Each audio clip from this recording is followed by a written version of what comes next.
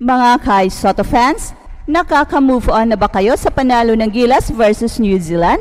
Well, ito pa ang isang video na tiyak mapapabilib kayo sa skill ni Kai Sotto. Well, enough with the dunks, the block shots, and the shooting. In this video ay pinapakita ni Kai ang kanyang underrated passing skill. Look at this pinpoint pass to Dwight Ramos. Ang gandang tingnan. At mukhang isang pure point guard pass ito. Ito ay isang elite passing skill na pwedeng ito ang makakapag-push sa kanyang NBA dream. Well, this pass reminds me of Nikola Jokic, isang legit big man na mayroong insane passing skills. Well, hindi lang yan. Ito pa isa. Mas maganda at talagang nakakagulat ang basketball IQ ni Kai. Dito nakuha ni Kai ang bola and he has an open lane kaya umatake siya kaagad. Pero dumating ang help defender na 7-footer and in a split second, iniba ni Kai ang kanyang plano dahil nakita niya si Junmar Fajardo na open sa ilalim kaya he made a drop pass for an easy 2 points. 2 sa 7 assist ni Kai versus New Zealand na talagang nagpapagulat sa buong mundo pati na sa NBA. Ang panalo ng Gilas Pilipinas kontra New Zealand ay patunay ng kahandaan at husay ng kupunan. Pero hindi lang sa opensa at depensa tumingkad ang mga stars ng Gilas, lalong-lalo na si Kai. Habang marami ang nasasabik sa kanyang mga highlight plays gaya ng dunks, block shots at shooting, sa pagkakataong ito ay ibang aspeto ng kanyang laro ang umangat, ang kanyang elite passing skills. Ang video na ito ay magpapakita kung bakit ang basketball IQ ni Kai ay nakakahanga, hindi lang sa Asia kundi sa buong mundo, pati na sa NBA. Sa unang highlight, makikita ang kahusayan ni Kai sa pagkuha ng bola at paghahanap ng tamang timing at space. May isang play kung saan nakapagbigay siya ng isang napakagandang pinpoint pass kay Dwight Ramos. Ang accuracy ng pass ay kahanga-hanga na parang galing sa isang pure point guard. Ang precision na yon ay hindi madalas makita sa isang 7-footer player at ito ay nagpapaalala sa atin kay Nikola Jokic, ang reigning NBA MVP na kilala sa kanyang insane passing skills. At sa play na ito, hindi lang pinakita ni Kai ang kanyang technical ability, kundi pati na rin ang kanyang basketball vision at decision making na bihira para sa mga big men. Well, hindi lang dito nagtatapos ang impressive plays ni Kai. Sa isa pang pagkakataon, nakuha niya ang bola sa fast break at may malinaw na open lane para umatake. Pero dumating ang isang 7-footer na help defender mula sa New Zealand. At sa halip na pilitin ang tira, nagbago ang plano ni Kai sa isang split second at napansin si Junmar Fajardo na sa tamang posisyon sa ilalim ng ring. Ang mabilis na drop pass ni Kai ay nagresulta ng isang madali at yak na 2 points para sa Gilas.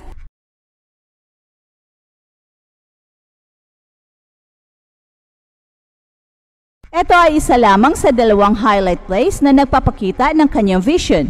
Ngunit ito rin ay bahagi ng kabuuan ng kanyang 7 assists sa laban na yon, na nagbunsod ng pagkabilib ng mga analyst at fans sa buong mundo. Ang ganitong klaseng passing ay nagpapakita ng maturity sa laro ni Kai. Hindi na lang siya nakatuon sa paggawa ng puntos o sa pagiging shot blocking specialist, ngayon pinapakita na niya na kaya niya maging facilitator para sa kanyang mga kakampi.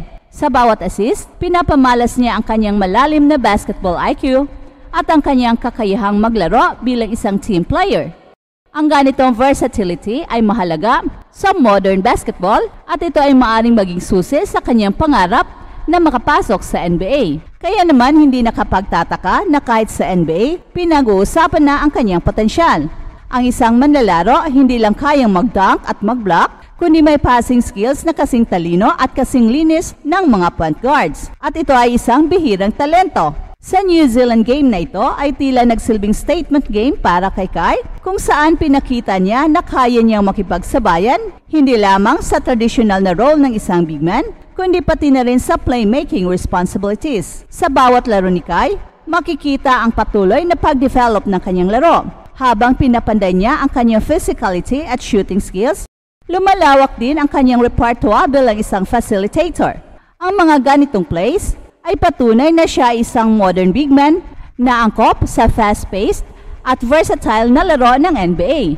At kung magpapatuloy siya sa ganitong trajectory, walang duda malapit na niyang maaabot ang kanyang pangarap na maging superstar. Sa video na ito, malinaw na ang elite passing skills ni Kai ay hindi lamang isang pandagdag sa kanyang laro. Isa itong mahalagang aspeto na nagpapakita ng kanyang pagiging isang complete player. Sa kanyang husay sa pagbasa ng laro, hindi lang New Zealand ang nagulantang, kundi pati na rin ang mga scouts mula sa NBA. Sa bawat play, pinatunayan niya na siya ay handa na para sa mas mataas na antas ng competition. Hindi lamang bilang scorer o defender, kundi bilang isang game changer para sa koponan. Ang elite sa passing skills ni Kai ay nagbibigay ng bagong dimension sa kanyang laro bilang isang modern big man. Habang madalas ng isang manlalaro na may taas tulad niya ay nakikita lamang bilang scorer o shot blocker, iba si Kai. Nagpamala siya ng mas malalim na basketball IQ sa pamamagitan ng kanyang playmaking abilities. Ang kanyang kakayahan na magbigay ng mga pinpoint passes at mabilis na pagbabasa ng laro ay hindi lamang nakatutulong sa kanyang koponan, kundi nagbibigay rin ito ng inspirasyon sa mga Pinoy.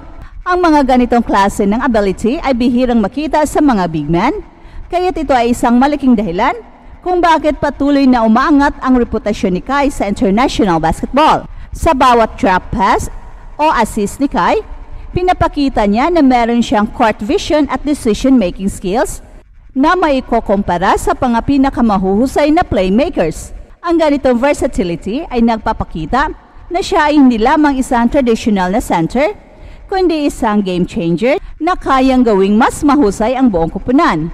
Ang pagiging complete player ni Kai ay hindi lamang nakikita sa kanyang scoring o depensa, kundi pati na rin sa kanyang contribution sa paggawa ng plays para sa iba. Ang kanyang passing ay siyang nagsisilbing isang mahalagang aspeto ng kanyang laro na nagdadala ng balanse sa opensa ng Gilas. At bukod pa dito, pinapakita rin ito ang kanyang maturity bilang isang player na may kakayahang mag-adjust at magdesisyon sa ilalim ng pressure. At kung magpapatuloy si Kai sa ganitong klaseng development, hindi malayong maging isa siyang modelo sa modern big man, hindi lamang sa Pinas kundi sa buong mundo. Ang ganitong klaseng talent ay tiyak na magdadala sa kanya sa mas mataas na antas ng competition at magbibigay daan sa kanya na makamit ang kanyang pangarap sa NBA. Hey, hey, hey! Attention mga kapatrol! Get ready for an epic giveaway. Once Express Info hits 150k subscribers, one lucky winner will win the incredible Oppo Reno 11F 5G smartphone. Here's how to join. Step 1. Subscribe to Express Info right now. Step 2. Like this video. Then step 3. Comment anything good and positive about our idol Kai Sotto. Super easy. Just subscribe, like, and comment.